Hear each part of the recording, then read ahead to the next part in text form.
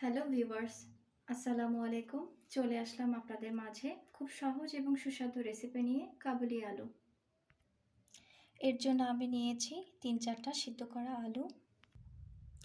এর সাথে লাগছে কাঁচামরিচ, শুকনো মরিচ, ধনে গুঁড়া, লবণ, জিরের গুঁড়ো, গোলমরিচের গুঁড়ো, বিট লবণ, সর্বশেষ ধনিয়া পাতা।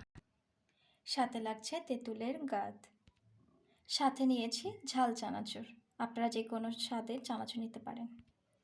চলুন শুরু করা যাক কাবলি আলু রেসিপিটা। আমি যেসব উপকরণ নিয়েছি আপনারা আপনাদের স্বাদ অনুযায়ী কমিয়ে বাড়িয়ে নিতে পারেন। খুব সামান্য কাঁচামরিচ, হালকা গুঁড়ো মরিচ, খুবই সামান্য ধনে গুঁড়া, বিট লবণ, হালকা স্বাদ অনুযায়ী লবণ, জিরের গুঁড়ো,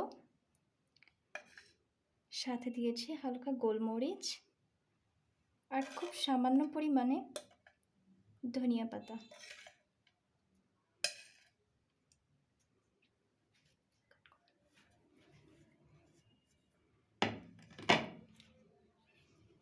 এইবার দেব ঝাল চানাচুর।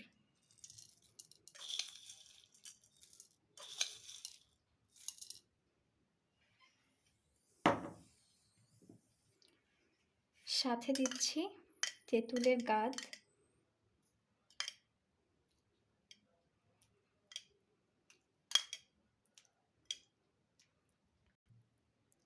এরপরে দিয়ে দিচ্ছি খুবই সামান্য পরিমাণে সরিষার তেল। এবার সব কিছু একসাথে মিশিয়ে নেব।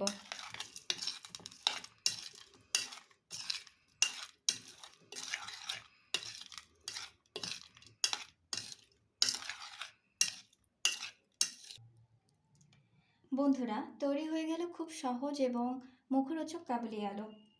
আমার এই রেসিপিটি যদি ভালো লেগে থাকে তাহলে আমাকে সাপোর্ট করুন, লাইক দিন, কমেন্ট করুন, শেয়ার করুন এবং সাবস্ক্রাইব করে আমার পাশে থাকবেন।